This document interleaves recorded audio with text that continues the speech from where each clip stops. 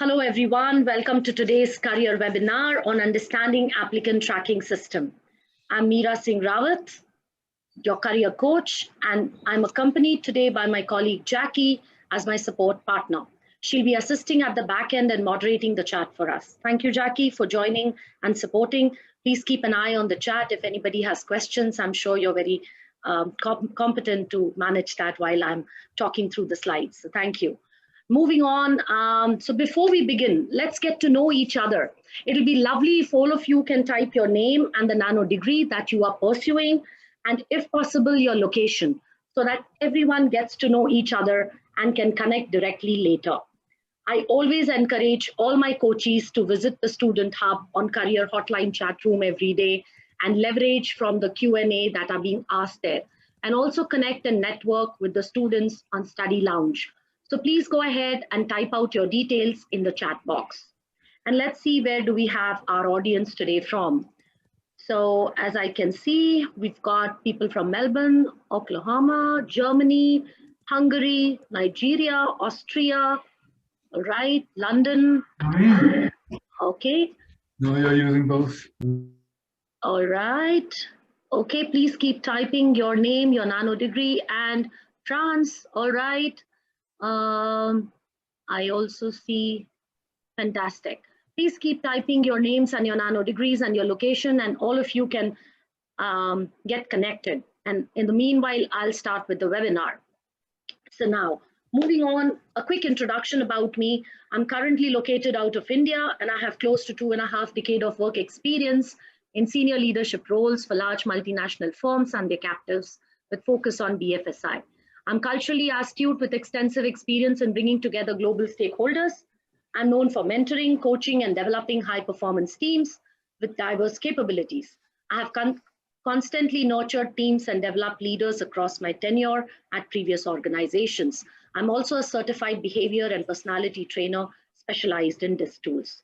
I specialize in career strategy, interviewing skills, and job search.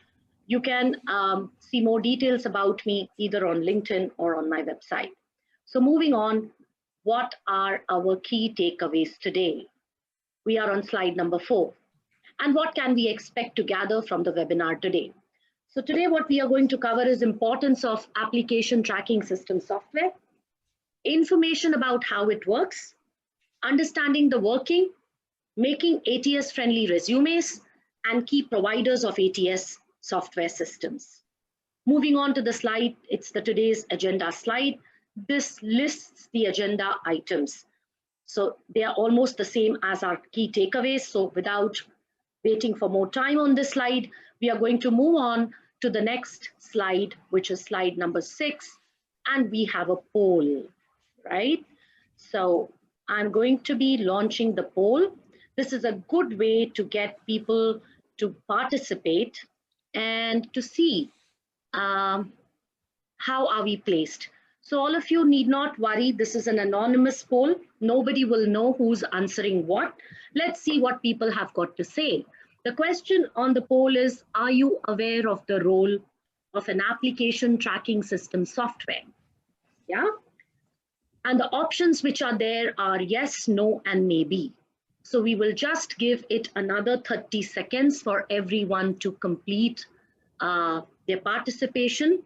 As I said, this is anonymous. It is more from the perspective to see what learnings we can get through this webinar based on the knowledge that we have. And this also makes us understand how much part of the audience is actually even aware on the subject. Yeah. So I'm going to give it another 20 seconds, which will make it 1 full minute. And I will then end the poll. The question is, are you aware of the role of an application tracking system software? Options are yes, no, and maybe. So I'm now ending the poll, and almost 100% participation is there. And here I end the poll. All right, so I'm going to share the results. Please write yes on the chat if you are able to see the result. So we have 59% of the audience saying yes, 23% saying no, and 18% saying maybe. Okay, we have a mixed bag, and which is good to have, right? So I'm glad that more than 50% of the audience is aware of the role of ATS system and how it's going to impact us. So with that, I end the poll, and we move on to our next slide. So we are on slide number 8, the first agenda item. What is an applicant tracking system? While you read through the slide, I'm going to give a bit of my own explanation here. Applicant tracking system software is recruiting software that can process dozens or even hundreds of applications in a fraction of the time it would take a recruiter or hiring manager to do the same manually. ATS systems use algorithms to automatically find applicants that are the best fit for a job posting. ATS software can also help hiring teams coordinate with one another, streamlining the hiring process, improving the experience for everyone involved. As its name implies, an ATS tracks candidates through the hiring process. It helps the interview scheduling, issues notifications and alerts, and sends automated emails to candidates and internal employees, such as the recruiter and hiring manager. And ATS is also used to cull applicants and recommend the most qualified candidates. It may conduct a preliminary analysis of the applicants to find the best fit for a job. It may also look for keywords or use AI type algorithms that run a deeper analysis of the job applicant. The goal is to speed HR's review of job applications and resumes. So moving on to the next slide, which is slide number 9. Why is ATS important?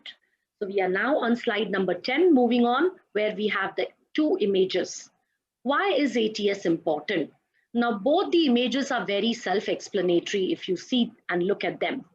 Companies are pushing for leaner and faster processes, and the same applies to recruiting process as well. Therefore, applicant tracking systems have already engaged the attention of businesses. 90% of the Fortune 500 companies are using ATS software to bring the best talent to their companies. A corporate open position posting receives 250 applications on average, and 88% of these resumes are unqualified. This high volume of resumes requires a high volume of resources and time. According to Gartner, recruiters spend 1/4 of their time with resume screening. Along with the volume of applications, human bias is also another reason why organizations prefer ATS for hiring.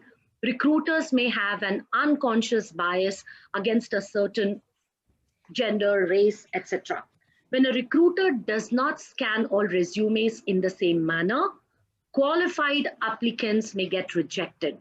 With an applicant tracking system, recruiters can spend less time on resume screening and have a better chance of removing bias from their decisions. So moving on to the next slide, and we continue on the same subject. Why is ATS important? As seen below, organizations that use ATS report that they increased the productivity of recruiters and hire per month while decreasing time to hire and report generation time. We can see on the slide the picture how 75% decrease and how we had 15% decrease in time to fill, 70% increase in report generation speed, and 10% increase in placements per month. Moving on to the next slide, which is slide number 12, which is the agenda slide, and we will again go and have one more poll. So the people who have joined in late, here is another chance for you all to join in one more poll. So we are going to now launch another poll, and this will be the second poll of the evening. And here we go. I have launched the poll. Go for it. The question on the poll is, do companies benefit by investing in application tracking system software? There are 3 options: yes, no, maybe. It's an anonymous poll.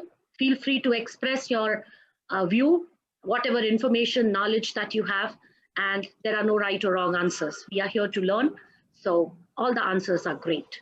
So I'm going to give it another 20 seconds for everybody to join in and complete this, so that we make sure that we have the whole audience actually giving their view out. So 10 more seconds and almost we are done. The question is, do companies benefit by investing in application tracking system software? And yes, we have house full and 100% people have voted, and I'm ending the poll. And I'm going to present the results. Please type yes in the chat if you're able to see the results now. Fantastic. So the score is that 73% say yes, 8% say no, and 23% are in middle, maybe. Again, great. Let's move on to our next slide, which is why do companies invest in applicant tracking system technology? The same subject continues. So the statistics again on this slide are self-explanatory. 70% faster report creation, 75% lesser time wasted in hiring process, 15% reduction in time to fill, and 10% more placement per month. 86% recruiters say that using ATS has helped them hiring faster. 78% say that they are able to hire better quality of hires, right?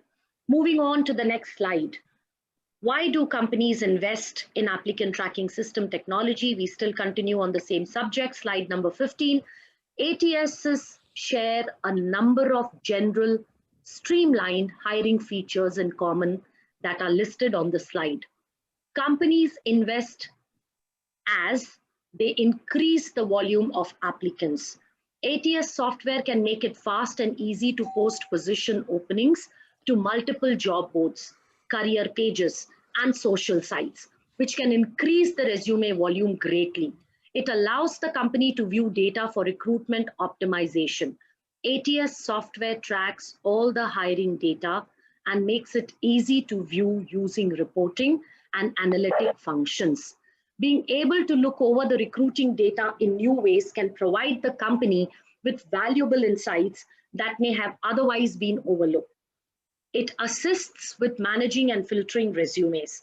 ATS software uses keywords and semantic search technology to help filter out resumes of the wrong candidates by target, view, and track the resumes of those best suited for the position. Now that we have understood this, we will move on to the next agenda item, which is how does applicant tracking software system work? So we will have a poll here again, and I'm going to now present the third poll of the evening. And here we go. I have launched the poll. It's anonymous. Please go for it. The question here now for the poll is, if 200 applicants have applied for the job, how many applications get reviewed by the HR staff? Now that's an interesting question. We all are aware that on an average, there are 200 to 250 people applying for every single job vacancy that comes up. The million-dollar question is, how many of those applications are actually seen by a human or by a HR person? Because we are in a digital era and the first screening is done by the software. So at the end, how many do actually get to see the eye of a HR person? So we still have a few people who are yet to complete and respond to the poll. This poll is anonymous. Please feel free to give your view. It's just statistical, and it is always interesting to see how much of it people know. And it also differs from location to location. So it's good to get the views. We have multiple choice answers over here. The question is, if 200 applicants have applied for the job, how many applications get reviewed by the HR staff? All right, so we have now almost 98% of the people have voted. So I'm just waiting. I don't know who's that one person who hasn't voted, but oh yeah, now we got house full. I'm going to end the poll and I'm going to present the results. Please type yes if you can see the results on the chat. So we have 4% saying that 100% get viewed by HR, 4% say 70, 18% say 50 applications get viewed by HR, 64% say 25, and 14% say none. So I would like to give some statistics in my upcoming slides. I would go more with the 64 percentile audience that yes, about 25 applications do get viewed by the HR people. And we will see it in the subsequent slides. So let's move on to the next slide to see some statistics. So moving on to slide number 18. While the infographic on the slide is self-explanatory, let's have a look at how does this ATS software work. As a career coach, I often hear from job seekers who are frustrated by the lack of response from employers.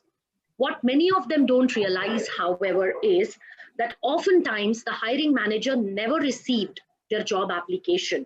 Let me explain. Before your job application is passed along to the hiring manager, it first has to be reviewed by one, if not two, initial gatekeepers, an electronic screen known as applicant tracking system, and a junior level HR coordinator. In both these cases, the gatekeeper has been instructed to scan the document for important pieces of information and terms related to the role at hand. If the resume meets the criteria, it will pass through the screen and make its way to the next reviewer, either an experienced recruiter or hiring manager who will have a better understanding of your work and capabilities.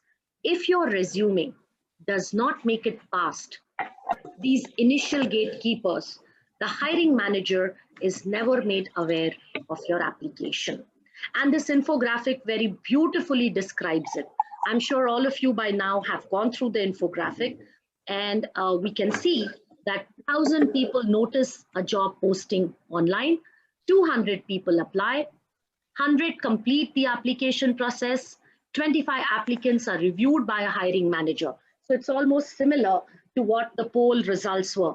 64% of the audience today on the webinar also said that out of 200 applications, about 25 get viewed by a hiring manager. So we were taught online, right? I'm sorry, I can hear somebody who has not muted his or her microphone. I'll request whoever is not on mute to please mute it. Thank you. And finally, 4 to 6 candidates are invited to interview for the opening, and 1 or 3 reach the final round, and after that, only 1 gets selected. So that's information and statistics for us.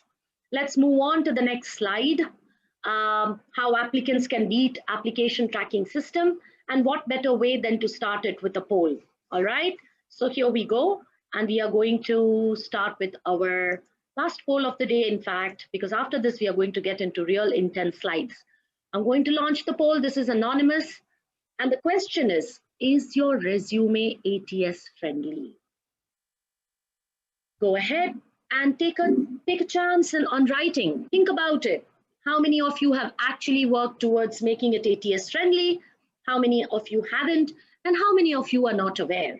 So the question is your resume ATS friendly? Options are yes, no, not sure. So we have 100% people responding, and I'm ending the poll and I'm sharing the results. Please type yes if you can see the report or the results on the chat. So we have 10% saying yes. Great, fantastic, kudos to all those 10% of the people. 28% say no. Welcome to the webinar, and here you're going to learn how to have the strategies. And 62% say not sure. Now that's a large audience, which is a good place to be, because in all probability, you may be actually incorporating quite a few of these elements already, knowingly or unknowingly. So let's get to know what are the strategies, what are the do's, and what are the don'ts. So I'm going to stop sharing the results, and I'm going to get into the next slide now. All right. So moving on to slide number 21, how applicants can beat applicant tracking system software.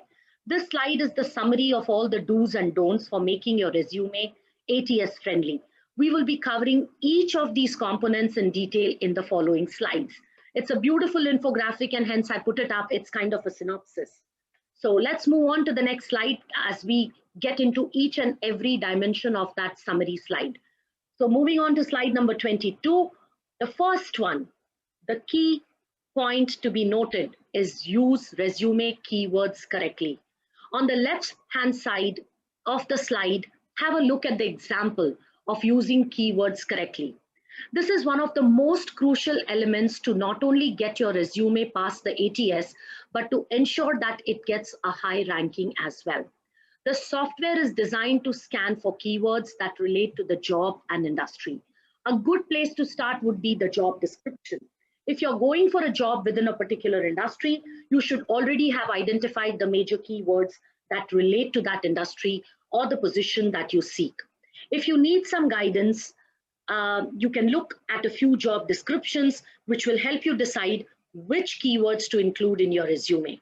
One thing that's just as bad as not having the correct keywords is overusing them. Many applicants try to stuff as many keywords as they can in hope of beating the ATS and earning a high ranking. Nice try. It won't happen. The ATS will reject an overstuffed resume as quickly as it would a resume with insufficient keywords. So work on finding the right balance in your resume. Also, please don't try to do ghost writing. Don't try to do white font writing. It doesn't work at all. Straight away, your applications will be rejected. The second generation ATS system softwares are far more intelligent, and they can detect all of this, and they will straight away reject your applications. Moving on to the next slide. Now we are on the second crucial element. Format your resume correctly for ATS. Stick to a traditional resume format at all times. This ensures that your resume can be scanned by the ATS and that it is easy for a recruiter to read. There are three basic resume formats acceptable for use. The first one is reverse chronological. This is the most popular format. This is the most popular resume format and is ideal for someone who has a good work history and is staying in the same line of work. Functional. This resume format is ideal for those who have large employment gaps or plan on switching industries, basically career transition. A functional resume format allows you to lead with skills and qualifications instead of work experience. You can also find your article on writing a good functional resume here. The third way is hybrid format. This is a combination resume format of a reverse chronological and a functional format. It allows you to use the best features of both formats. However, if you have a large employment gap or very little experience, you should avoid this format. Moving on to next slide, slide number 24. The third element, send the correct type of file. Send the correct file type. Applicant tracking system needs to be able to scan and read your resume. The safest way to ensure that your resume will be read is to submit it in a .doc or .x file from Microsoft Word. Even though many of the systems are now advanced enough to read a PDF, you should still send a .doc file to be on the safe side. A .doc file is the preferred file type for both ATS and many recruiters. You should always check the job description to see if the employer wants a certain file type. Oftentimes, employers will specify a certain file type, so you should always have a .doc and a PDF version of your resume on file ready. Moving on to the next slide, slide number 25, the fourth element, label sections on your resume correctly. Keep looking on the left-hand side of the slide for the examples. So you need to ensure that the system can read all the sections of your resume correctly. Label your resume sections properly using standard headings such as work experience, education, and interest. Verify that the location, position, and length of employment information that you provide is clear and consistent throughout your resume. If your layout is not done properly, the ATS may have trouble identifying where you worked, what you did, and how long you were there. And that obviously will not go in your favor. Yeah? Moving on to the next slide, slide number 20. Include relevant information. The ATS scans your resume to determine if it contains relevant information and experience for a specific job. Don't submit 2 pages of experience from a sales position for an accounting job. The ATS will most likely reject you because your resume contains very little relevant information. If you don't have any relevant experience, try to include education, skills, or even reword your past experience so it's relevant to the position. You can leverage your transferable skills to better match what this job is looking for. Yeah? Now, I have done a webinar on transferable skills, which is available on Udacity YouTube channel and also on my own YouTube channel. Make it a point to go through the transferable skills webinar. Below every webinar, you will find resource links and resource articles. So go through the webinar recording to understand the concept, application, and benefits, and go through the resource articles to understand how to implement the concept. So going through transferable skills will help you deal with this particular element of ATS software system. Moving on to the next slide. Sixth element, use a popular and professional font for ATS scanning. So stick to a professional font that an ATS can process. This is not only important for enabling the ATS to process your application correctly, but is also vital for retaining a recruiter's interest. You have to remember that if a recruiter reviews your resume, it will be a major turnoff to see a font like Comic Sans. On the left-hand side of the slide, a suggestive list of fonts is shared. So I'm going to just pause for probably a few seconds or a minute for you to actually see what are the fonts and maybe think in your mind if you have been using one of these fonts or something outside this list. If it is outside this list, then it's a good welcoming information for you guys.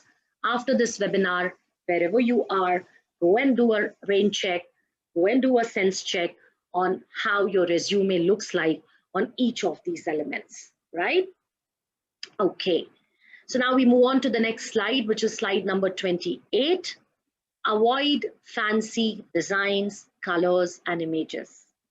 This ties in with formatting, but it's something we need to mention because we see it so often. One of the tips here that I can suggest is don't put fancy colors, images, or fonts on your resume. Not only does it create a problem for the ATS, but recruiters also do not really like it much. Moving on to the next slide. This is the 8th element and slide number 29. Avoid spelling and grammar errors like the plague. 58% of the resumes contain spelling and grammatical errors, according to a Career Builder survey. When I am talking to my clients and my coaches, I often see grammatical errors in the LinkedIn profile. So it's a very human error, but we need to be mindful when we are submitting an application for a job or a vacancy, because ATS detects it and this becomes one of the negative scoring for you. So spelling errors can cause a resume to be automatically rejected.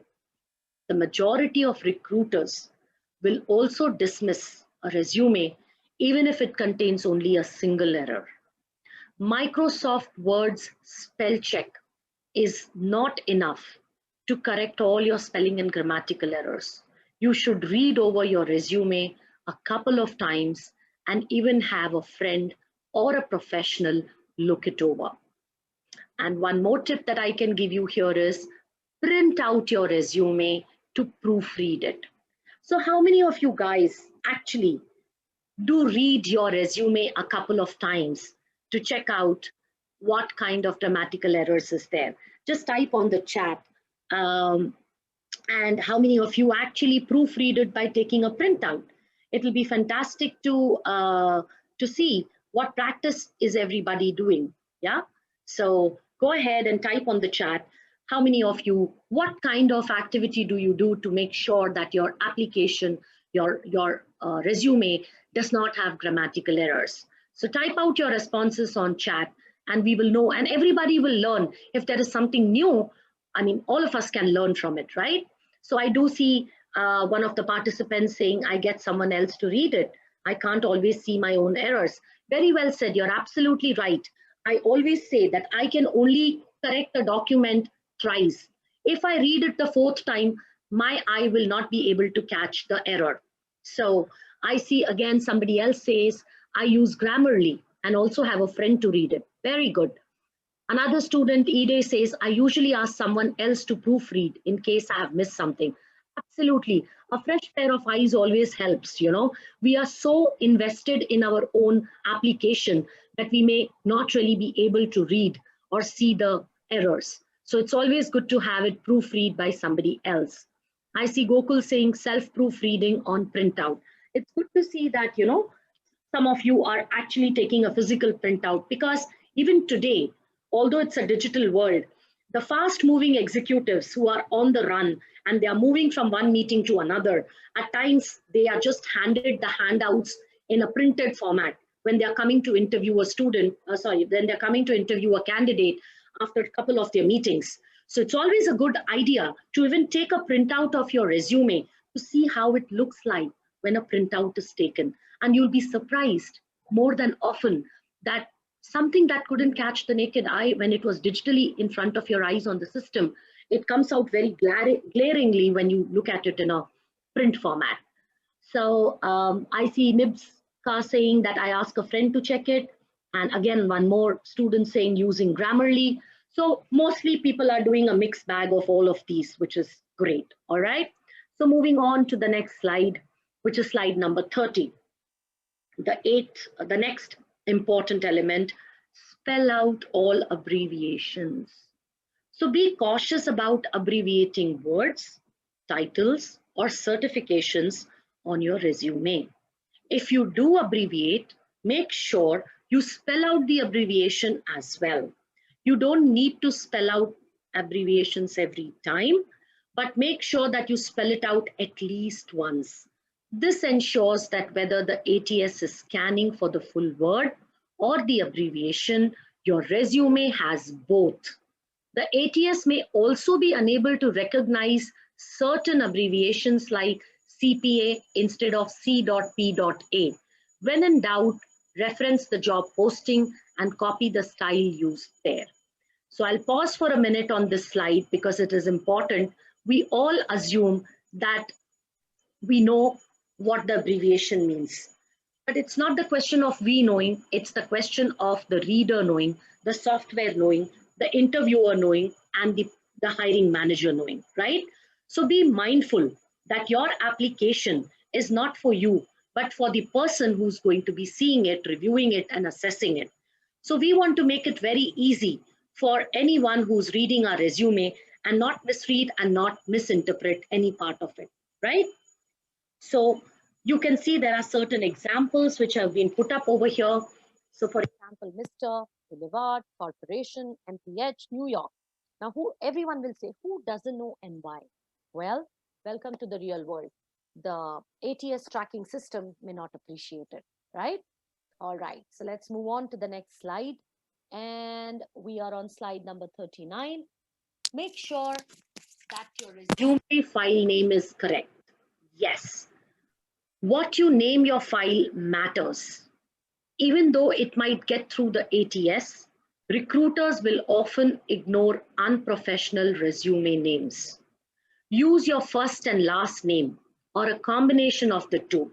You should also add either the word resume or the position you seek.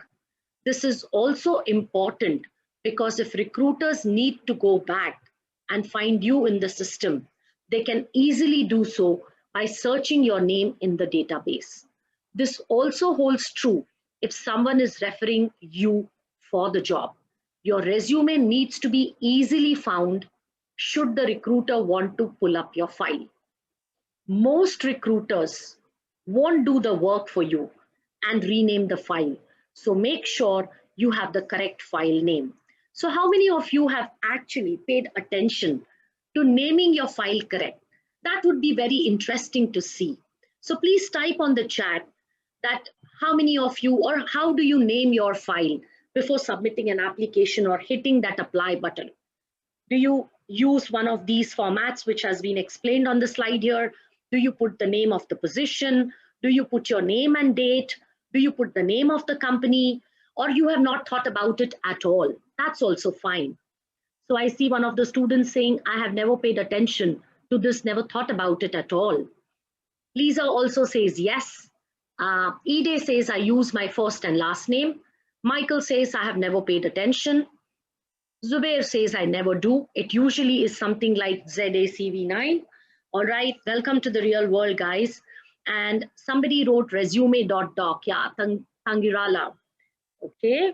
Another Participant says usually only last name. Andre says first and last name. Vaidota says always used first, last name CV. Okay. Nibs, that's a good practice, name and role format. Katharina says last name, first name, resume or CV. That's good too. Sidhu says first name and last name. So most of us, Susama says first name along with the designation and company. Now that's a big one. That's a great one. Yeah, you kind of put everything so nothing will be missed here. Fantastic. Okay, so we have a mixed bag. So see, amongst ourselves itself, see how each one of us, knowingly or unknowingly, is either doing the right thing or is ignorant and not doing it right. Ignorance is never an excuse, right, for anything. So now that you have been a part of this webinar and you know that how important it is to name your file correctly, henceforth, not only for applications, but even in general, whenever you're submitting a document, make sure that you're naming it correctly. So sometime you yourself may want to search for that file and it will become easier for you to search. If we give common names, it becomes very difficult for you also and for the receiver also to search. Like for example, when I am doing my coaching and when I give a framework and when clients or students come back and they share the work from the previous session, and most of them just name the file as research.doc. Now I have hundreds of documents which are named as research.doc. Now, even if I genuinely want to pull out 2 or 3 or 4 to show and share it with other participants and clients and students so that they can learn from them, it becomes a nightmare for me to actually remember or make out which one is whose and which one is good, right? But if people start putting just their name or maybe, you know, something unique, it becomes easy for the receiver. So now I have started renaming my files based on, you know, what is the nano degree for which the student has done the research. And that way I have tagged it appropriately and I pull it up and I share it in my coaching sessions to other students so that they can learn by seeing. Now, this is an example for you to learn from, that in future, when you are naming a file, whether it is for your reference, whether it is for a job application, or whether it is for anything, make sure that you're naming it in such a structured manner that it will be easy for anyone to pick it up. So moving on to our next slide. Make sure you are qualified for the job. To sum it all up, make sure you meet the qualifications of the job posting. Blindly sending out tons of resumes is a waste of your time. Yeah. It's better to take your time and go through each job description to verify that you're qualified. I get a lot of clients who come and tell me, Meera, I have been applying, but I don't get a response. I had somebody earlier last week. He said, I have applied for 100 job applications over a period of 4 months, and I have not received a response from single one. So we all know now about the notorious black hole called ATS. Now, if you are not qualified for the job, if you're not able to tell your story right, if you're not able to showcase your portfolio or your projects appropriately, how do you expect a recruiter or an ATS software system to actually shortlist or screen you? I always tell everybody, this is a digital world and everybody is watching your digital footprint. What story are you telling? What personal brand are you building?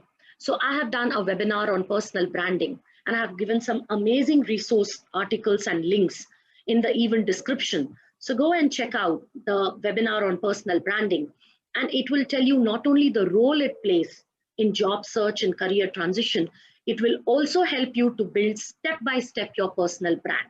Make sure that you go through each job description, you do the compatibility matching of the score. You have so many softwares available that can help you to not only find out the keywords, but also tell you a matching score, a compatibility score. Make sure that you have at least 80% compatibility score or more before you apply for the job. Given the pandemic situation today, there are hundreds of applicants sitting over there, talented and experienced ones, who are raising their hand for junior jobs as well.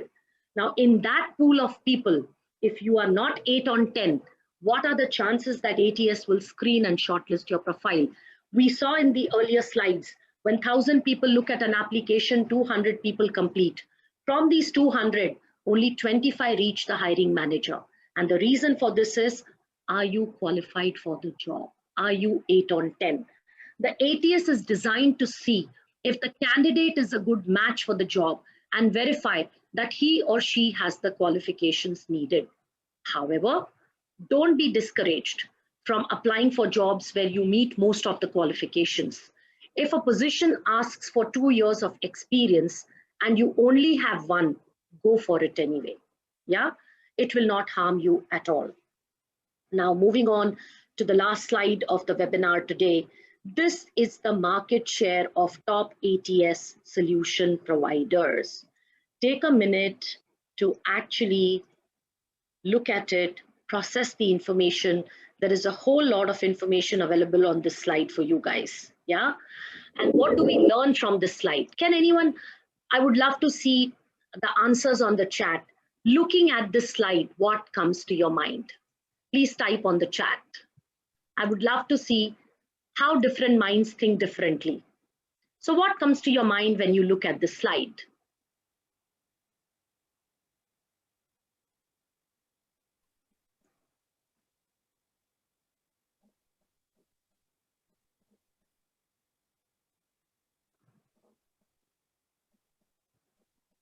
All right, I see a lot of people responding. High demand for ATS solution. You're absolutely right, KML. So many options. Yes, Lisa, and you thought there were, see, this is so much knowledge and our ignorance sometimes, is bliss, correct? But not in this case. Yes, there are so many and more are coming. Yes, Zubair, a lot of different solutions. Yes, Ide. Michael says different countries, absolutely. Different countries, different size of organizations, different scale of operations. The ATS softwares are used based on multiple dimensions. I see Vijay saying multiple platforms leading to difficulty in standardization of ATS principles, even within the products. Yes, Vijay, you just nailed it. You're absolutely right. Many algorithms. So you may, that is the reason what I have provided today in the webinar is a very generic and core requirement of ATS, because there are so many ATS software providers in the market today. Each one of them has different filters. Yeah. And Usama, you're right, Talio is the highest, has the highest share. So those of you who are interested, now that you know the names of so many providers, you can actually go and do a little research on your own self and see in which countries which software is being used and why Talio is the most popular or highest share in the market today. Yeah. Ishan says we have to be dynamic to beat ATS. Well, we have to be dynamic in every way, not only to beat ATS, even to compete with the competition in real life. Isn't it, Ishan? It's not about just ATS. Being dynamic is a way of life, correct? Yes, Andre, I agree with you that what Vijay has mentioned was excellent. Yes. So good. I'm happy to see that you all guys found value on this slide, because while I was putting the slide up together, I made somebody proofread it. And that person asked me, Meera, why have you put up this slide over here? I said, well, everybody knows this is a webinar about ATS, but how many of them actually know that there are so many solution providers and players in the market? It's a good to have information. Whether they want to note it or they want to ignore it is their choice. So I'm glad that, all of you do have an opinion and view on this. So here I have put on chat a few things for you to take down in case you want to go through the other webinars, etc. Now, moving on to the last section of our webinar, here are the takeaway resource links. So this slide, in most of my webinars, I always give takeaway resource links, and I'm going to be posting them right now on the chat for the students who are participating today. And for those who will be viewing the recording, you all will be able to see the details even on the recording and in the event description. So those who are today present, let me give you the benefit of taking this back home today for participating live. And I'm going to be pasting it on the chat. Feel free to pick that up from there, and happy reading to all of you. I have practically given an example of everything that you could be hoping to have while making your application ATS compliant, right? So there you go. These are all the resource links that are for takeaway. And as you can see, I have given a resource link on how to test your resume for ATS. There are 3 resources. How recruitment chatbots are revolutionizing the talent acquisition landscape. Now, this was an interesting article I came upon when I was researching this webinar. And I thought it would be good to put it up over here for those who are good readers, avid readers, who like to learn more. So it's a very interesting article. So go ahead and see what is there in store for us as a revolution. Resume keywords, what you need to know. Again, I have given you a resource link there. And how does ATS impact hiring, and how to make ATS friendly resume. So with all of these by your side and the webinar slides today, I'm sure all of you are feeling a little more confident than you started when we started our webinar. The next slide, moving on to the next slide, it's the credit slide for all the research that I have done and for all the websites I have looked upon before actually putting up these slides together, right? And finally, we come to our next and the last session, which is Q&A. So here we come to the segment. Go ahead and ask away, and let me try my best to answer as many questions as I can during the time that we have. If there are questions that we are unable to answer due to paucity of time, please feel free to ask on the Student Hub, and we all coaches will be happy to pick them up from there. So now the floor is to you guys. Please go ahead and ask away your questions, and I'll try my best to answer them. So do you have any questions for today? So Christopher is asking, do cover letters still matter with these systems?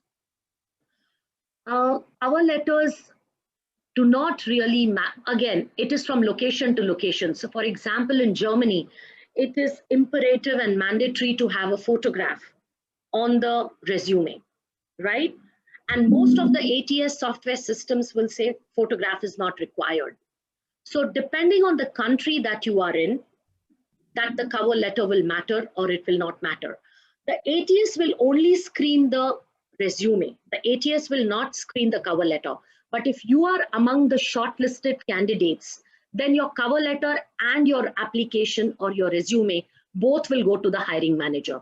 So it's all about how you are leveraging the space in cover letter to tell a story that you are not able to put in your resume. So I would always encourage, please do attach a cover letter, because if you are among the shortlisted candidates, hiring manager is definitely going to read your cover letter, and you can capitalize on that space and tell your story. I hope that answers your question, Christopher. So we have another question. Vaidota says, can you tell us where can we see more resume types examples? So are you saying that you want to know some resume sample softwares? Is that what you're asking? And Jackie, if you can pull some of the resources on resume samples. We do have a lot of resume sample resources that we can share with you. So while I look at the other questions, Jackie, are you able to pull out something from our resources and share it over here, please? Okay, we have one more question. Do you think a small company of around 20 employees uses ATS? Very good question. It depends again on their turnover. It depends again on the size and the type of company it is, the kind of delivery they are into. And it's not so much about how many number of employees they have as much as the kind of resources they are trying to source. But if the company itself has just 20 employees and they're not planning to grow, I don't think they would be investing in a software like this, because investing in this software is an investment by itself, and maintaining it is also an investment. So no, I don't think that size of a company would be using an ATS software. Yeah. Meera, I'll just add to that. Yes, that's correct. So certain small size companies, like Meera's just saying, the investment is just too much for them. So small to medium, and there are some medium-sized companies that don't use it either. However, yes, once you get to your large-size companies, your Googles, your Facebooks, all of those type of companies will all be using this type of software. So it's not just LinkedIn and recruiters, it's also some of your larger companies and some medium-sized companies. But the smaller the company, the less likely they are to rely on this. Thank you, Jackie. Thank you for sharing that. So I hope you got your answer there, right? Now we have one more question from Ide. As someone who's transitioning into a different career, how do I make my CV relevant to the job? So in one of the slides, Ide, I have explained a functional, a chronological, and a hybrid resume. You could go in for a functional or a hybrid resume. And if you want to know more about this, one, either you could research, or if you have one-on-one career coaching session available, feel free to book that, or you could even come on the hotline chat. Every day, one of the coaches comes on the Student Hub for 1 hour to give online advice on career issues. So more than happy to give you more resources on that, on how to make a resume when you're trying to transition your career. Yeah. Nibs has a question. Can you share which all resume color combinations will not be considered fancy? Well, I don't have that really handy upfront, Nibs, but I'll definitely look up if that kind of information is available. Basically, I would say any loud colors. Usually it's the blues, the grays, the blacks, the whites, which are acceptable. Any loud colors are definitely a no-no. Nobody likes to look at them, yeah? But I upfront do not have this information. I'll try to look up for it, and if I find, I'll post it on the Students Hub Nibs. Or you could even send me a one-liner email so that I can send it to you directly. Or you could post a direct message to me on the Student Hub, and I will definitely come back to you on that. Is that okay with you? Meera, just to add to that, I think when it comes to the colors, it's more a thing of, you will sometimes find that people who have technical resumes, when they're talking about the type of solution or the type of expertise they have, so if it's R or if it's Python, they tend to use the symbol for R and they tend to use the symbol for Python. So the problem is that you're introducing, whilst it looks pretty, you're introducing these kind of logos, which then can throw the system out. So that tends to be more the problem. Okay, so that's another angle that you guys might want to consider, since all of you are technologists or applying for technical jobs. Thank you for that, Jackie.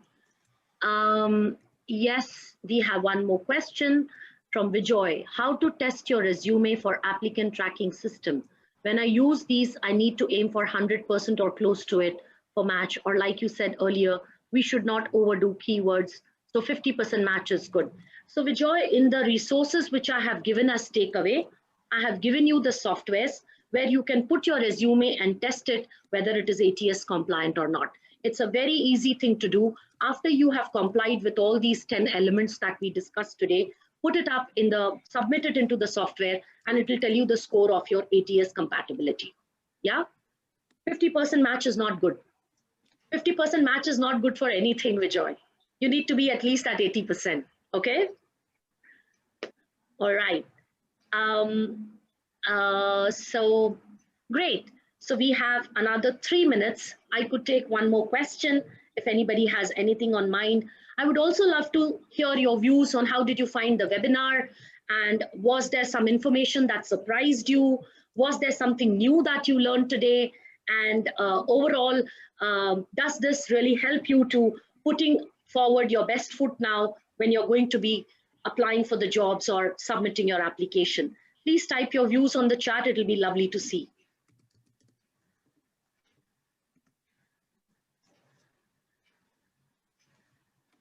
And yes, in the meanwhile, what I could do is, so I see Christopher. Thanks, Christopher. I'm glad that you found this information helpful. Aladdin says, absolutely, it was amazing and helpful. I do a lot of research. I try to bring in a lot of content, which is to the point. And in addition to that, I also bring in resources so that you can do after reading. Because usually what happens is when you're listening, you're using only four muscles. when you're actually reading yourself, you will be using 8 muscles. So I hope the resource articles further help you in cementing what you learned today. So I see Frederick Ide saying definitely just learned about the number of ATS providers. Didn't know this before. Very helpful webinar. All right. Frederick says, I had no idea that companies used systems like that. So this webinar was really helpful and interesting to know. Vadyota says, where can we see some correct hybrid chronological and other type of resume examples? All of this is available on Google if you actually just type the type of resume that you're looking for. So the easiest way to search will be on Google if you just put hybrid resume samples and you will get a hybrid one. And so is for chronological and so is for functional. You will get the examples and then you can read through them and you can learn from them and make your own. Yeah. Andre says, I'm currently studying with Udacity. Their career chat referred current students to this webinar. Okay, lovely. That's good. This webinar is open even to alumni for that matter. For the students who are actively enrolled and also for the students who are alumni who have completed their, but this is going to be one of the last webinars, I believe. So I'm glad that all of you could make it. And we have come to an end of our webinar today. I really enjoyed putting up this pack and putting up this subject together and doing the research, because it helps you to refresh a lot of things that I went through my corporate times. You know, even I did not know so much of it. So maybe by luck, I reached wherever I reached in life. But when I do these webinars and when I read and when I do research, I too learn a lot. So it's always interesting to do these webinars and to meet participants and students, because we all learn from each other. So I'll be happy to see all of you. If you have any one-on-one career coaching sessions available, please go ahead and book them. The sundown date is 25th March. Make the most of it. You have Jackie and me here, and when you go on the scheduler, you'll find many more coaches over there. Feel free to pick your time zone and pick your coach, and we'll be happy to join your journey. Thank you for joining, and thank you.